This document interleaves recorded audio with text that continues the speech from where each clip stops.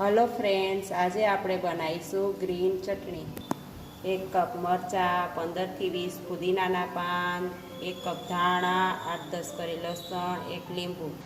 હવે એક મિક્સર જારમાં 1 કપ મરચું, 15 થી 20 પુદીનાના પાન, 1 કપ ધાણા,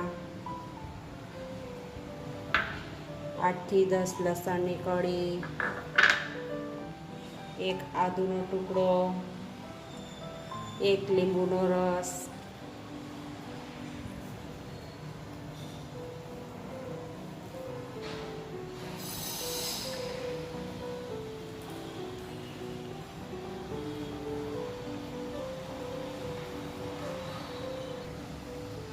આઠ થી 10 સિંગદાણા,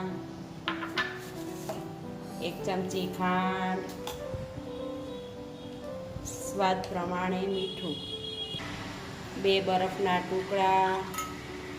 પછી આપણે મિક્સરથી ચટણીને ગ્રાઇન્ડ કરી લઈશું। ચટણીને ગ્રીન રાખવા માટે મિક્સરને ચાલુ બંધ કરીને પીશું। હવે ચટણીને આપણે એક બાઉલમાં કાઢી લઈશું।